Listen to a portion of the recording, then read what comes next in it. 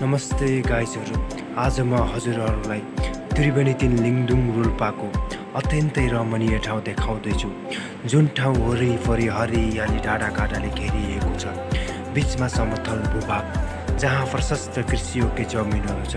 आज म हजुरहरूलाई यही ठाउँ देखाउँदैछु। कृपया कस्तो लाग्छ हेरेर प्रतिक्रिया दिनुहोला। साथै मेरो युट्युब च्यानललाई सब्स्क्राइब गरिदिनुहोला। धन्यवाद।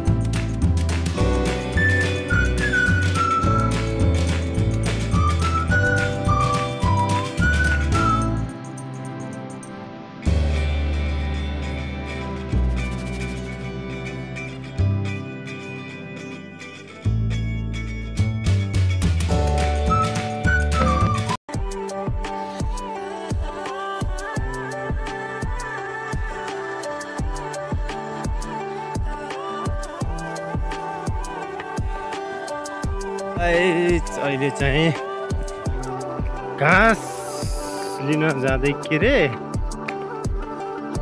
गाई गोरुलाई खुवाउने घाँस यसो बारीमा काटेर राखिएको थियो।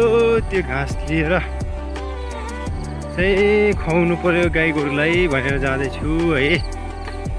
अब के गर्नु, गाउँघरमा बस्नुको मजा बेग्लै छ हैन। गाई गोरुहरूसँग रमाउनुको मजा बेग्लै छ।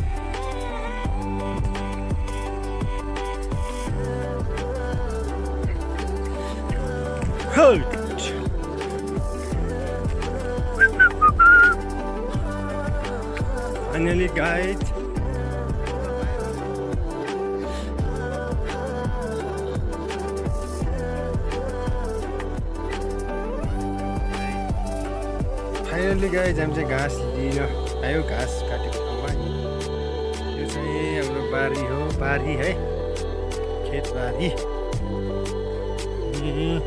एकछिन घाँसको बिटो पारेर घरतिर लगेर जाने तयारी हुँदैछ। यो चाहिँ नलखात भन्छ हाम्रोतिर, तपाईँहरूतिर के भन्छ? हिजो मात्रै हल्का कुरो गरेको थिएँ, आज अलिकति भयो।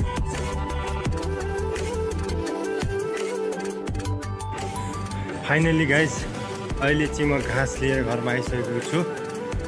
निकै नै पानी प्यास लागेर अहिले चाहिँ म पानीको मुहानतिर पानी पिउन जाँदैछु। एकदमै नेचुरल, एकदमै मिठो पानी पिउन। हेर्दै गर्नु है त गाइज।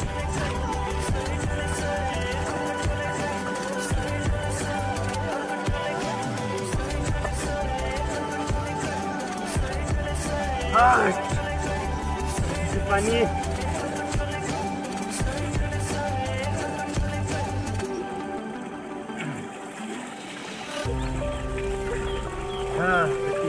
चिसो पानी।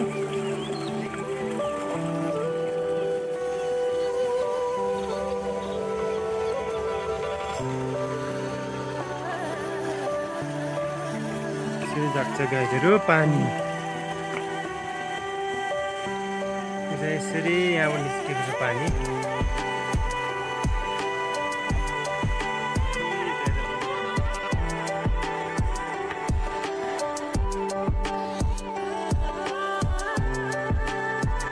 अब चाहिँ गाइज म चाहिँ बाख्रा चराउन जङ्गलतिर जाँदैछु। आज चाहिँ म बाख्रा गोठालो के गर्नु, घरमा बसिसकेपछि गाई बाख्रा सबै चाहिँ हेर्नुपर्छ हैन।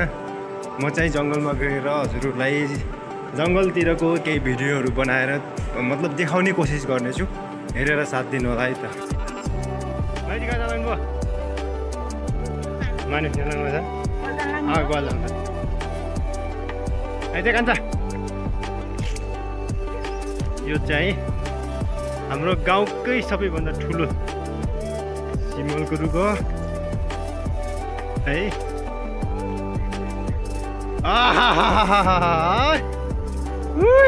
के गर्दैछ गाइजहरू? गाइजहरूले के गर्दै गाइजहरू? सुन्तला खाँदैछ अर्को गाइजले।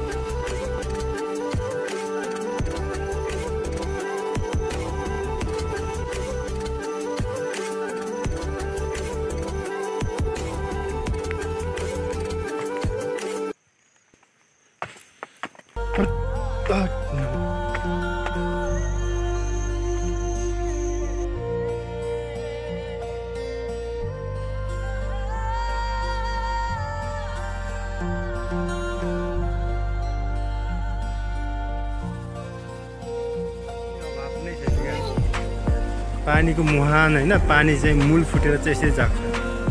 हेर्न सक्नुहुन्छ माथि माथि कता कताबाट जाएर आएको छ माथि, त्यहाँबाट जागेर आएको छ।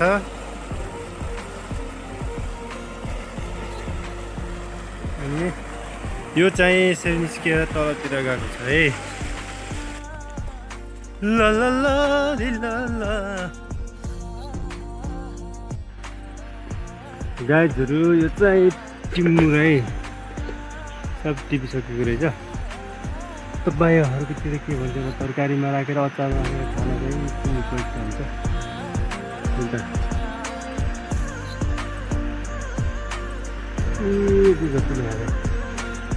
टिमुर टिमुर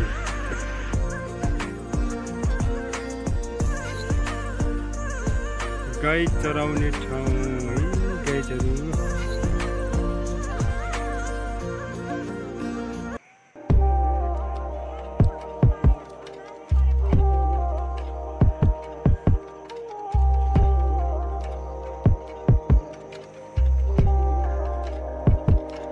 गाइजहरू, यो चाहिँ खुर्सानी सुकाएको के अरे, दुईटी केटीहरू यता आएर अर्की केटी। गाइजहरू है, यता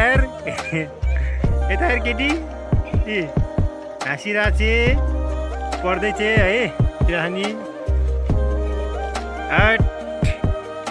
पढ्छु कि पढ्दैनौ? पढ्छौ? कतिमा पढ्छौ? कतिमा पढ्छौ क्या?